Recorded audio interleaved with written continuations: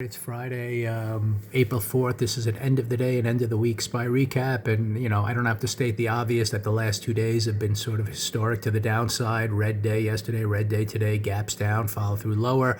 I discussed on the recap on Wednesday how this 3-day kind of move to start the week just really broadened out above that red bar. It hit its target. So either we hit a major low here and we were going to hold this, little short-term broadening and continue up to the top of the, red line megaphone, higher highs, or if not, then this, we'll see what happens. And obviously we gapped down the next day, and that was this, showed you we had the lower low here, the higher high, and now we make the lower low. Now, once opening price action didn't immediately start to try to make another higher high, you got to say we're heading to the next target, and that's why yesterday, we kind of moved down to this big pivot here. So you can look at intraday price action and know you had a target down there. Then today, again, if this was going to be a major reversal area, you could have had something that reversed, but we gapped down instead. And since opening price action didn't even try to reverse and it was much lower, and then started down, you had another target to hit, and that's where it hit. So the last 2 days, as bad as it was clear in terms of opening price action and targets where price was going. If I look at the last 2 days on the 15-minute chart, yesterday we gapped down, didn't really start up above the first bar high, so we moved down in one push and then had a little pullback to the midpoint of the first bar and then a second push down.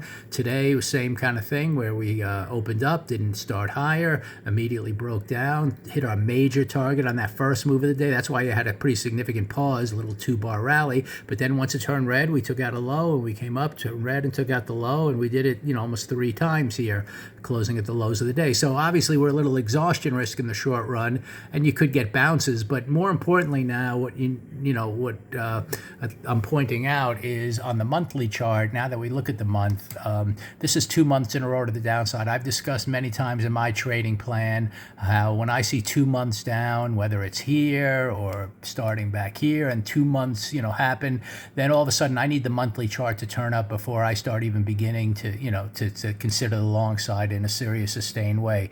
It needs to, like here we were coming down, little green, just a pause bar, down, down, down. This is a green inside bar. We moved up for a second. This might have been the beginning of a chain, but it didn't do it. Finally, we had a monthly thing and then monthly up. And even though it consolidated for 4 months here, it eventually was the start of a new uptrend. Here was a few months down, big green bar. Then at that point, even if you miss the bottom, then you can start thinking buying again. Here, this is a big one, so this is going to take a long time, before the monthly chart turns green and we can start thinking about the move up. And until then, you don't know if you can get this can last for a couple of years to the down, or a year or two to the downside. We'll find out, really where it goes from here. The only thing I could say that might be similar, if we've come down in 2 months to key pivot target here, maybe you can get a big green weekly reversal and this whole thing is just a big shakeout. That happened in the COVID thing here with 2 months down, took out a big pivot, and then you did, even if you waited for this inside bar and then the start up, you would have missed the exact bottom, but you had plenty of time for the uptrend. But if you wanted to be real aggressive here, there was a big weekly reversal. I can look at it on the weekly chart. Let's just go back to the year 2000 here just to show you what that looked like at that bottom. Yeah, it's right in here.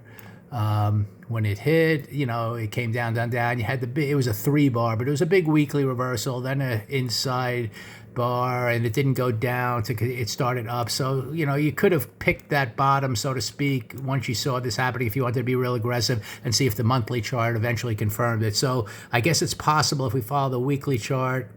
Let me get it back to, whoops. Oh, there it is. If I get it back here, look, it's possible we can get a weekly big reversal at some point, a little follow through, and that might anticipate this monthly chart, turning green. But, you're not going to know that till the end of this month anyway. Well, it's not. This is early in the month, so this one's a hard one to, turn green. We'll find out maybe into May. But until then, we could be going a lot lower. If we fail here, there's another target here, and then there's, kind of a pivot machine gun. If you draw this out a little bit, there's a trend line in here. You could still see it heading to this area, below 5,000. So no need to be thinking of the upside in any way, shape, or form. And I think the best trades here, even if you get some daily kind of sharp maybe moves to the upside, is to look for failures eventually that roll back to the downside. And that's all I could say in terms of going forward. We're a little exhaustion risk. There's no actionable signal to the downside. It's all momentum at this point, which played out nicely these 2 days. But I think some of the best trades is just going to be playing a much bigger picture downtrend here. Maybe you'll get a few days of broadening green action, but then there'll be a failure to hit a target, and then it'll reverse lower, and then that'll be confirmed with opening price action, relative to the way I always look at it, in the pre-market range, and those are going to be the best trades for a while now, I think, to the downside. So there might be some upside plays in here once you see a little short-term target, but the downside moves after failures are going to be really what I'm focused on for quite a while now, I think, because I'm just going to be patient and wait for really this monthly chart to turn up, and that might not even,